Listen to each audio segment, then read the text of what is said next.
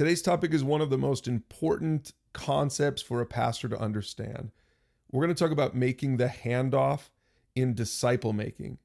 If you're trying to bring a discipleship culture to your church using the tools at PursueGOD.org, this is something that you have to understand.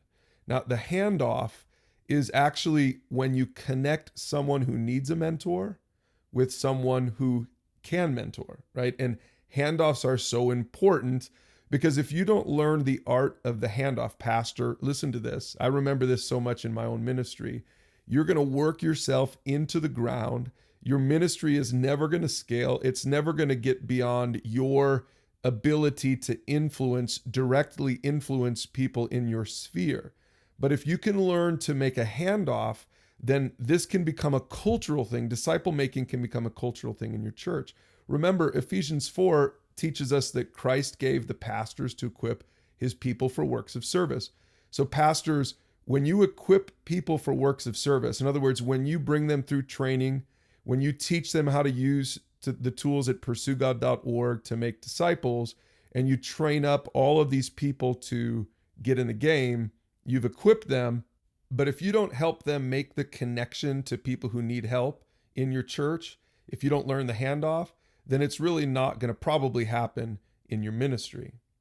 I mean, think about it like this. Someone asks for help, right? Either they come up to you after a service, after you preach a sermon. This happens to me every single week. I'm sure you have this same experience. Somebody comes and asks for help. Maybe they ask for prayer. They might not even know what they're asking for. It's just the Holy Spirit has spoken to them, and now they want to talk to you and they want to pray with you. So there are a few options, right? You're going to pray, and then option number one is really do nothing. And I used to do this for years in my ministry. I would pray for people who came forward. I felt so badly for them and their parenting situation or their addiction or their financial situation, but I pray for them and they walk out of that building and I really don't do anything else. That's option one. Now, option two is you pray and then you counsel, because after all, that's what you went to seminary for. You're going to do some pastoral counseling. You're going to set up a time to meet with them. Now, there are a lot of cases where this is really the necessary next step. I'm not saying that you should never do pastoral counseling anymore, but the reality is that so many pastors do this. They pray for somebody, they want to help them, so they pastor them, they counsel them, they invest in them for a few weeks or a few months. But I'm advocating this third option. And again, it's what we call the handoff. And I think this is by far the thing that you should do after you pray for somebody who is asking for help. You're going to want to hand them off. And here's how to do that. Number one, you're going to have to sell the idea of mentoring. Here's how I do that. When someone comes forward, I listen to them, I pray for them, and afterward I say, can I connect you to a mentor? We really believe in mentors here at this church, and I think that's the best next step for you. So sell that person on the idea of mentoring. Number two, prep the mentor. You go home from church, you're thinking about the person, the mentor that you want to connect to this person.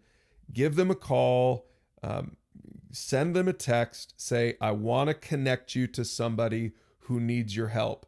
And so prepping the mentor means making sure, obviously the mentor's been trained, but secondly, making sure that they understand the importance of what is about to happen and give them an opportunity to decide if they want to make this commitment and make the connection.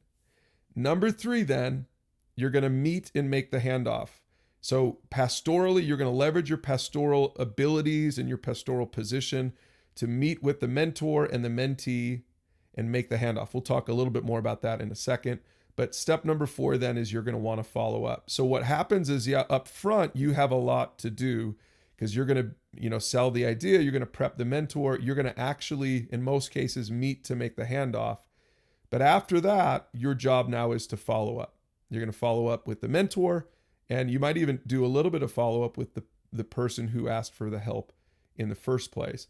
And so what you've done is you've leveraged the church, you've leveraged your sermon or whatever activity or event that handoff opportunity presented itself in, and you have now equipped a mentor to get in the game and ministry, I mean, real authentic ministry can happen with the help of the Holy Spirit because you aren't trying to do all of the work yourself. You're equipping believers to do the work of the ministry, which is exactly what Jesus envisioned all along.